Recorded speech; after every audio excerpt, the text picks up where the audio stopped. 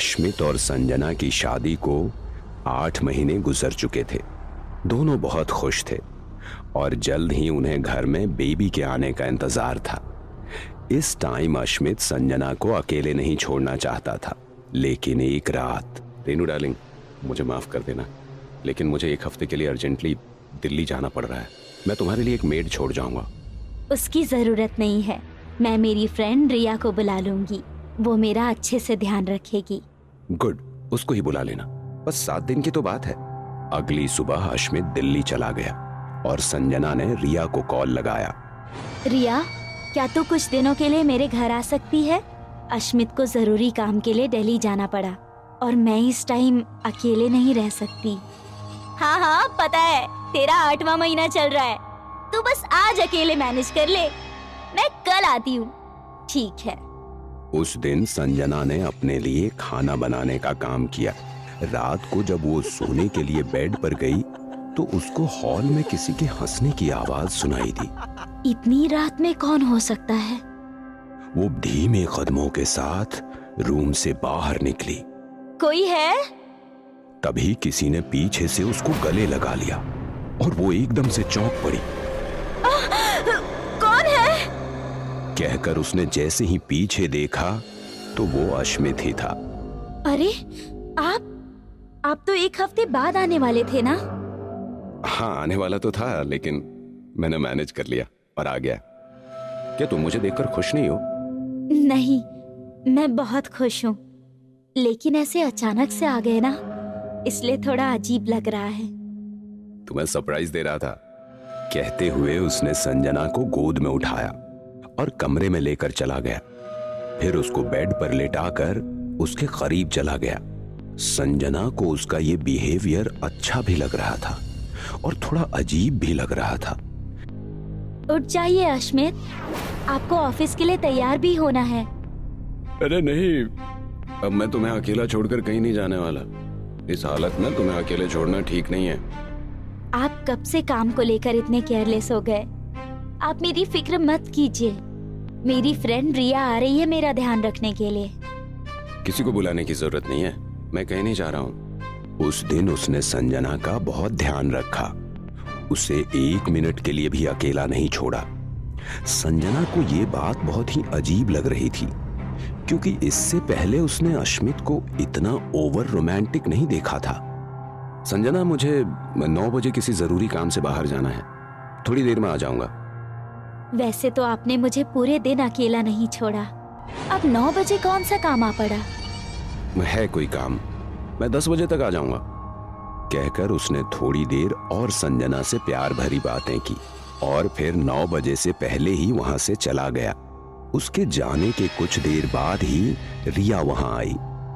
Sorry यार, एक जरूरी काम आ गया था, वरना मैं सुबह से ही आ जाती। तुझे ज्यादा परेशानी तो नहीं हुई ना? नहीं यार, कोई परेशानी नहीं हुई। एक्चुअली अश्मित वापस आ गए और पूरे दिन मेरा इतना ध्यान रखा कि बस तुझे क्या ही बताऊं। उसने रिया को सब कुछ बताया कि किस तरह आज अश्मित ने उसका ध्यान रखा। तभी उसके मोबाइल पर अश्मित का कॉल आ गया। बेबी, तुम ठीक हो ना? रिया वहां आ गई? माफ करना, मैं पूरे दिन कॉल नहीं कर पाया। ये सुनकर संजना चौंक पड़ी और बोली, ये आप क्या कह रहे हैं? आप तो पूरे दिन मेरे साथ ही थे। ऐसा कैसे हो सकता है? मैं तो दिल्ली में हूं। ये सुनकर संजना और रिया दोनों चौंक पड़ी और फिर संजना ने अश्मित को सब कुछ बताया कि कैसे उसी के जैसे दिखने वाला वो दूसरा अश्मित उसके साथ पूरे दिन उसके घर पर रहकर उसका ख्याल रख रहा था। संजना, मुझे कुछ समझ नहीं आ रहा कि ऐसा कैसे हो सकता है। मैं अभी वहां के लिए निकल रहा हूं। अश्मित उसी टाइम दिल्ली से वापस घर के लिए निकल गया। यार संजना, मुझे तो बहुत डर लग रहा है। मुझे लगता है कि तेरे ऊपर किसी का साया है। मैं एक ऐसी औरत को जानती हूँ जो इस मैटर में हमारी मदद कर सकती है।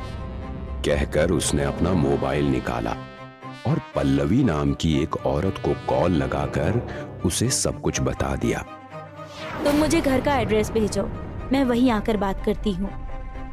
रिया ने उसको घर का एड्रेस बताकर कॉल काट दी जैसे ही कॉल कट हुई, अश्मित उनके सामने खड़ा था। क्या बात कर रही थी तू अभी? किसको बुला रही है यहाँ पर? तुम मेरे अश्मित नहीं हो। कौन हो तुम? चले जाओ यहाँ से। ये सुनकर उसकी आंखें लाल लाल चमकने लगी और उसके चेहरे पर गुस्सा नजर आने लगा। तो तुझे पता चल ही गया ना, तो देख ले मेरी असलियत, कहकर वो रिया पर झपट पड़ा। उसकी गर्दन जमीन पर किसी बॉल की तरह लुढ़की और धड़ से खून की धारें छूटने लगी। जब अश्मित वहां पहुंचा तो रात के 11 बज रहे थे। कमरे में पड़ी रिया की लाश को देखकर उसके होश उड़ गए और उसे संजना की फिक्र होने लगी। संजना, कहां हो तुम? कहां चली गई? तभी उसे पीछे से किसी की आवाज आई। संजना उसके कब्जे में है। कौन है आप और किसके कब्जे की बात कर रही हैं? संजना पर काले साए का ऊपरी असर है।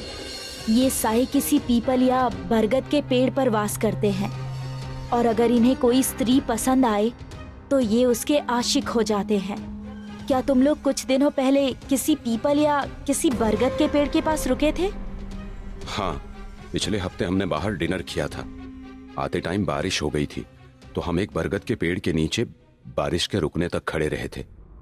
अब तक तो वो संजना को मारकर अपने साथ ले जा चुका होता, लेकिन वो प्रेग्नेंट है, इसलिए उसने उसको अभी तक जिंदा रखा है। प्रेग्नेंट है इसलिए जिंदा रखा? मतलब?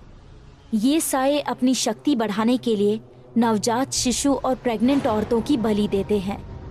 इसलिए उसने संजना को अपने साथ ले जाने की जगह उसकी बलि देने का फैसला किया होगा, इसलिए उसने अभी तक उसको जिंदा रखा है।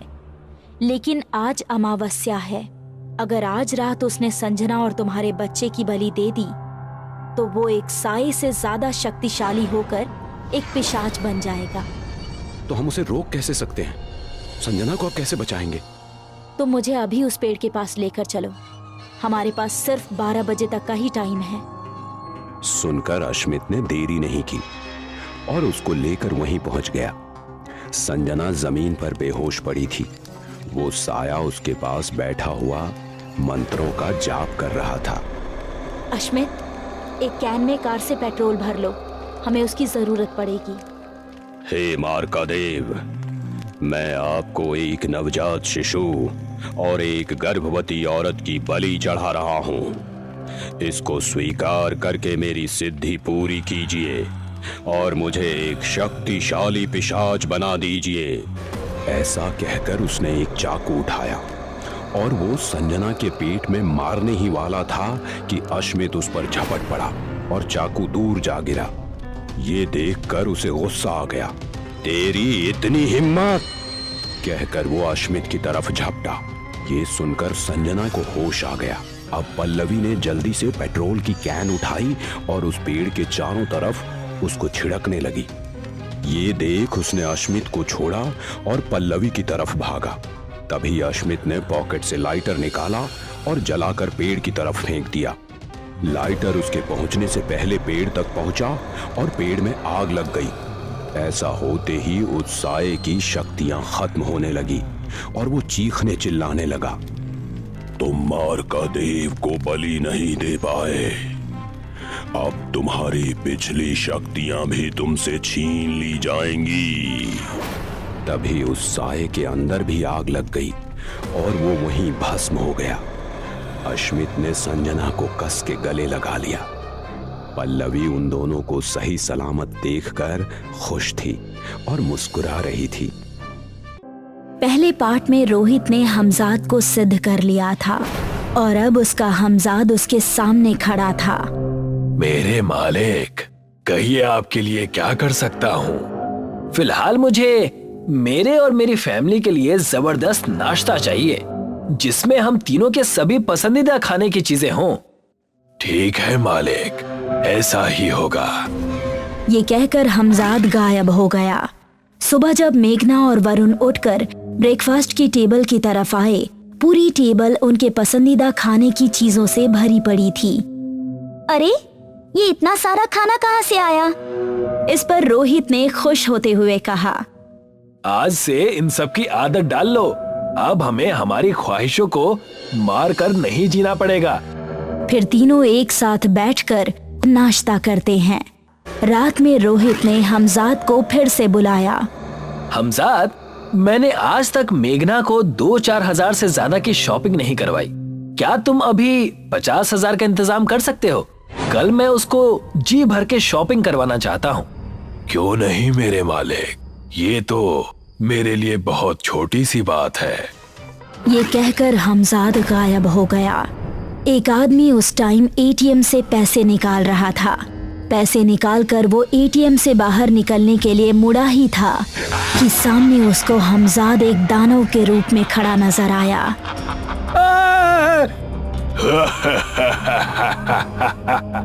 हमजाद ने उसकी गर्दन पकड़कर उसको हवा में उठा दिया, फिर एक ऐसी पटकी मारी कि वो एटीएम की कांच तोड़कर बाहर जा गिरा। हमजाद ने एक कांच का टुकड़ा उठाया और जमीन पर गिरे उस आदमी के मुंह में गाड़ दिया।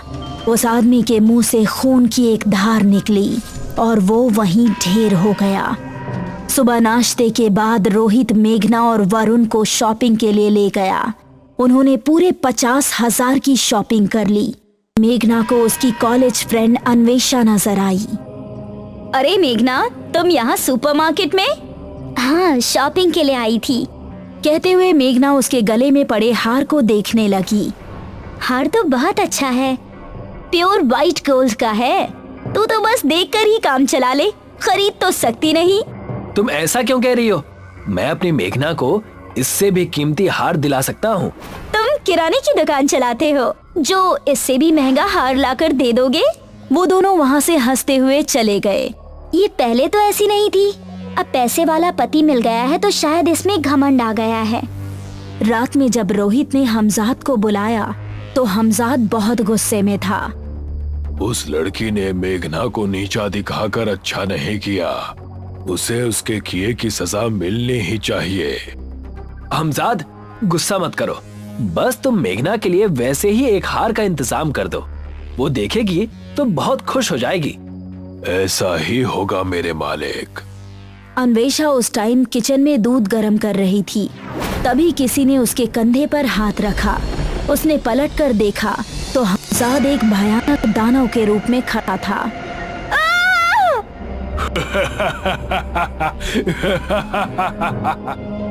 मोहित उसकी आवाज सुनकर तेजी से किचन में पहुंचा। जब उसने किचन के अंदर का मंजर देखा, अन्वेषा की सरकटी लाश जमीन पर पड़ी थी और खून चारों तरफ फैला हुआ था। रात के 11 बज चुके थे। हमजाद अपने हाथ में वो कीमती हार लिए रोहित के पास पहुंचा। अरे वाह, तुम ये हार भी ले आए। लाओ, इसे मुझे दे दो। अब मैं मेघना को अपने हाथों से ये नायाब तोहफा देने जा रहा हूँ। ये तुम क्या कह रहे हो? तुम मेरे हुक्म के बिना कुछ भी नहीं कर सकते। लेकिन जिन कुरान की आयतों से मैं पूरी तरह गुलाम बनता हूँ, उन आयतों को आपने नहीं पढ़ा था, इसलिए हफ्ते में एक बार हर जुम्मे की रात को मैं अपनी मर्जी का मालिक हूँ। सच बताऊं तो मैंने मेघना के जैसी हसीन लड़की आज तक नहीं देखी। आपने मुझे सिद्ध तो किया है। फिर हमजाद ने एक हाथ दीवार पर ऐसा घुमाया कि रोहित को अपने बेडरूम का नजारा दीवार पर नजर आने लगा। अब आप आराम से बैठकर देखते रहना कि उस कमरे में क्या होता है। मेरे मालिक, आपसे कल रात मिलता हूँ। मेरी जान, जरा अपनी आंखें बंद करो। मेघना को पता नहीं था कि वो उसका रोहित नहीं बल्कि हमजाद है। उसने स्माइल करते हुए आंखें बंद कर ली। अब आंखें खोल सकती हो। ओह वाओ, आखिर आप ये हार भी मेरे लिए ले ही आए। उसने खुश होते हुए हमजाद से ऐसा कहा। हमजाद ने मेघना के गले में वो हार पहना दिया। रोहित कमरे में बैठा दीवार पर ये सब किसी फिल्म की तरह देख रहा था। उसके बाद जो कुछ भी हुआ, ये देखना उसके लिए बहुत ही मुश्किल था। उसने अपनी आंखें बंद कर ली और आंसू बहने लगा। सुबह बंधन मुक्त होते ही रोहित भागा भागा अपने दोस्त सुहेल के घर पहुंचा और उसको मिलकर सारी बात बताई। मैंने तुझे उस किताब को पढ़ने से मना किया था, फिर तूने क्यों पढ़ा? मेरे मन में बस लालच आ गया था, लेकिन अब मैं बहुत पछता रहा हूँ कि उससे किस तरह छुटकारा पाया जाए। ये सुनकर सुहेल रोहित को अपने साथ लेकर करीम बाबा के पास पहुंचा। तुमने लालच में आकर हमजाद को सिद्ध तो कर लिया, लेकिन कुरान की वो आयतें नहीं पढ़ी जो सबसे ज्यादा जरूरी थीं। उन्हीं आयतों के जरिए हमजाद हमारे काबू में रहता है। अगर उनको ना पढ़ा जाए तो वो हर जुम्मे की रात को अपनी मर्जी का मालिक बन जाता है। बाबा, अब मैं इससे छुटकारा कैसे पा सकता हूँ? आज रात हमजाद फिर से तुम्हारा गुलाम होगा। मैं तुम्हें उससे छुटकारा दिलाने की पूरी कोशिश करूंगा। ये कहकर करीम बाबा ने उसको अपनी तरकीब समझा दी। रात के 11 बजे रोहित ने हमजाद को कमरे में बुलाया और उससे बोला, हमजाद, मेरी बीवी मेघना और वरुण को ऐसी नींद सुला दो कि वो सुबह 8 बजे के पहले सोकर ना उठे, फिर चाहे कुछ भी हो जाए। ये सुनकर हमजाद ने अपना हाथ हवा में घुमाया और मेघना और वरुण अपने अपने कमरे में गहरी नींद में खो गए। फिर रोहित ने एक बर्तन से चावल का आटा निकाला और उससे एक गोल घेरा जमीन पर बना दिया। अब तुम इस गोल घेरे में बैठ जाओ और मेरा हुक्म है कि चाहे कुछ भी हो जाए, तुम सुबह तक इस घेरे से बाहर नहीं निकलना। ये सुनकर हमजाद उस गोल घेरे में बैठ गया। अगले ही पल करीम बाबा और सुहेल कमरे के अंदर दाखिल हुए। ये क्या मेरे साथ धोखा? हमजाद, आज की रात तुम रोहित की जिंदगी से हमेशा हमेशा के लिए निकल जाओगे। बाबा उसके सामने बैठ गए और कुरान की आयतें पढ़ते हुए बार बार पाक पानी की छींटे हमजाद के ऊपर मारने लगे।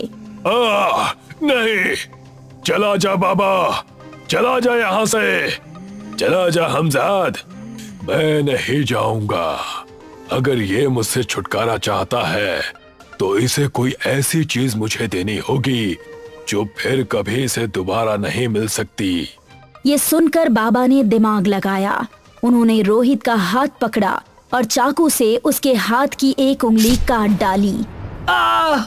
फिर उन्होंने हमजाद की गोद में वो कटी उंगली फेंक दी और जोर जोर से कुरान की आयतें पढ़ने लगे। नहीं। तभी एक भंवर सा उठा और हमजाद धुआं बनकर उसके अंदर समाता हुआ नजर आया। कमरे में चारों तरफ धुआं फैल गया और कुछ ही पलों में सब कुछ शांत हो गया। अब वो कभी भी वापस नहीं आएगा। उस दिन के बाद रोहित को हमजाद से हमेशा के लिए छुटकारा मिल गया और वो किताब अब सुहेल ने करीम बाबा के हवाले कर डाली। रोहित अपनी शॉप पर बैठा हुआ था और छोटू शॉप के कामों में लगा हुआ था। तभी वहां पर रोहित का फ्रेंड सुहेल आया। अरे सुहेल, क्या हुआ? तू इतना डरा हुआ क्यों लग रहा है? मैं कुछ दिन बाद आकर तुझे सब कुछ बता दूंगा। तू बस मेरा सामान अपने पास रख, इसे खोलने की कोशिश मत करना, ठीक है? ठीक है, लेकिन बात तो बता, तू इतना डरा हुआ क्यों है? और तेरी कार कहाँ है? सुहेल ने उसकी एक नहीं सुनी और वहां से चला गया। रोहित दुकान बंद करके उस पॉली बैग को अपने साथ घर लेकर चला गया। उसका बेटा वरुण और बीवी मेघना जब सो गए तो वो अपने उस रूम में गया जहां उसने सुहेल का दिया हुआ पॉली बैग रखा था। ऐसा क्या है इसमें जो उसने इसे खोलने से भी साफ मना किया है? ये कहकर उसने पॉली बैग खोला और उसके अंदर से एक किताब निकाली। उसने किताब के कवर पेज को रीड किया। हमजाद के चिल्ले का हिंदी अनुवाद। मतलब ये एक उर्दू किताब का हिंदी अनुवाद है जिसमें किसी हमजाद को सिद्ध करने के बारे में लिखा गया है। पढ़कर तो देखनी ही पड़ेगी। ये कहकर उसने किताब को खोला और पढ़ने लगा। अगर आप अपनी जिंदगी की हर ख्वाहिश पूरी करना चाहते हैं तो आप अपने हमजाद को सिद्ध कर सकते हैं। हमजाद सिद्ध होकर हूबहू आपकी ही शक्ल में आपके सामने आएगा। उसमें इतनी शक्तियां होंगी कि आप जो चाहें उससे वो करवा सकते हैं। इसका मतलब है कि सुहेल भी इसी किताब के जरिए कुछ ही दिनों में इतना अमीर हो गया था। हमजाद को सिद्ध करने के लिए जो भी आपको पढ़ना है वो इस किताब में हिंदी में अनुवाद किया जा चुका है, लेकिन कुरान की कुछ आयतें आपको अरबी भाषा में ही पढ़नी पड़ेंगी। इसीलिए अगर आप उन आयतों को नहीं पढ़ सकते हो तो ये सिद्धि आपके लिए खतरनाक साबित हो सकती है। ये पढ़कर रोहित सोचने लगा। ये अरबी भाषा वाली आयतें तो मैं नहीं पढ़ पाऊंगा, लेकिन इसके बिना हमजाद को सिद्ध करने की कोशिश करके देखता हूँ। क्या पता आयतों को पढ़े बिना ही काम बन जाए। ये पढ़ने के बाद रोहित ने हमजाद को सिद्ध करने का पूरा इरादा बना लिया। अगले दिन दुकान से आते वक्त वो अपने साथ वो सभी चीजें ले आया जिसकी जरूरत उसको सिद्धि के लिए पड़ने वाली थी। ठीक 1 बजे के बाद वो अपने उसी कमरे के अंदर चला गया। उसने सारी लाइट्स बंद करके कमरे के चारों कोने में दिया जला दिया और फिर उसने चावलों के आटे से कमरे के बीचों बीच एक गोल घेरा बनाया। उसके चारों तरफ अगरबत्तियां जलाई और फिर एक गहरे रंग का कपड़ा बिछा दिया। इस गोल घेरे को ही किताब में हिसार लिखा गया था। वो हिसार के बीचों बीच बिछे हरे कपड़े पर बैठ गया और किताब पढ़ने लगा। उसको ऐसा करते हुए कुछ घंटे गुजर गए। उसको महसूस हुआ कि जैसे कोई अदृश्य शक्ति कमरे में इधर उधर उड़ रही है। तभी अचानक दरवाजा खुला और उसकी बीवी मेघना कमरे के अंदर आई। अरे ये आप क्या कर रहे हैं इतनी रात में इस बंद कमरे में? रोहित को याद था कि उसने बेडरूम का दरवाजा बाहर से बंद किया था, तो फिर मेघना इस कमरे में कैसे आ पहुंची? तभी बहुत ही भयानक दिखने वाला दानव खिड़की से कमरे के अंदर उतर आया और उसने मेघना का हाथ पकड़कर उसको चबाना शुरू कर दिया। रोहित मुझे बचाइए! रोहित कुछ समझ पाता इससे पहले ही एक और दानव वहां आ पहुंचा। अगले ही पल एक दानव ने मेघना के पेट में अपना हाथ घुसेड़ दिया और उसको सीने तक चीर डाला। मेघना! ये देख रोहित से रुका नहीं गया और वो हिसार से बाहर आ गया।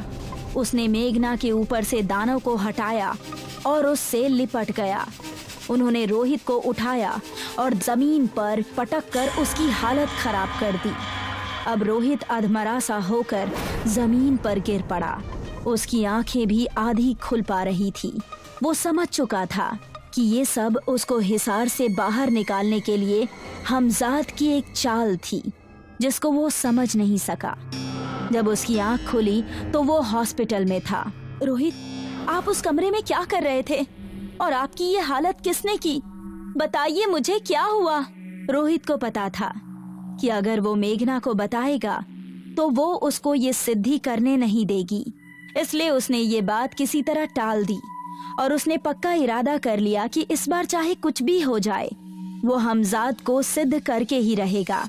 2 दिन तक शांत रहने के बाद एक रात उसने फिर से हिसार बनाया और उसमें बैठकर हमजाद को सिद्ध करने के लिए किताब पढ़ने लगा। जो हिंदी में लिखा होता उसको तो वो पढ़ पा रहा था, लेकिन जो कुरान की आयतें अरबी में लिखी थी वो उसको छोड़कर आगे पढ़ता जा रहा था। पापा, पापा मुझे बचा लो पापा, हमारे घर में एक भेड़िया घुस आया है, वो मुझे मार देगा।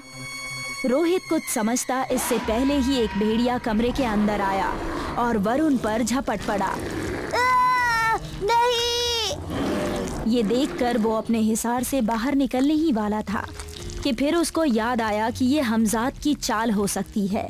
भेड़िए ने वरुण का पेट फाड़ डाला और उसकी अतड़ियां निकालकर चबाने लगा। पापा!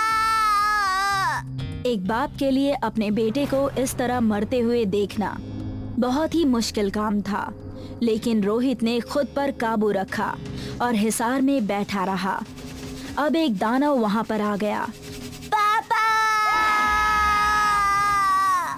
फिर वो मजे से उसका मांस चबाकर खाने लगा। काफी देर तक ऐसा ही चलता रहा, लेकिन रोहित हिसार से बाहर नहीं निकला। थोड़ी देर बाद कमरे में लगे चारों दिए बुझ गए और एक सफेद धुआं चारों तरफ फैल गया।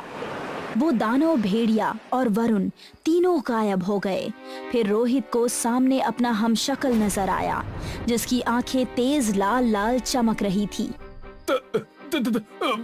तुम कौन हो? इतनी शिद्दत से जिसे आवाज दे रहे थे वो तुम्हारे सामने है तो उसको पहचान नहीं पा रहे? क्या तुम मेरे हमजाद हो? हाँ, आपको धोखा देकर हिसार से बाहर निकालने की कितनी कोशिश की, लेकिन आप नहीं निकले, इसलिए आप मुझे सिद्ध करने में कामयाब हो चुके हैं। अब आपकी जिंदगी हमेशा हमेशा के लिए बदलने वाली है। ये सुनकर रोहित बहुत खुश हो गया। मैंने हमजाद को सिद्ध कर लिया। मैंने हमजाद को सिद्ध कर लिया। हमजाद भी रोहित के सामने खड़ा रहस्यमयी तरीके से मुस्कुरा रहा था। उसने बिना कुरान की आयतें पढ़े हमजाद को सिद्ध किया। अब पता नहीं उसकी जिंदगी में आगे क्या होने वाला था। ये हम जानेंगे इस कहानी के दूसरे और आखिरी पार्ट में। मैं भी अब एक अमीर आदमी बन जाऊंगा। मेरे पास अब किसी चीज की कोई कमी नहीं होगी।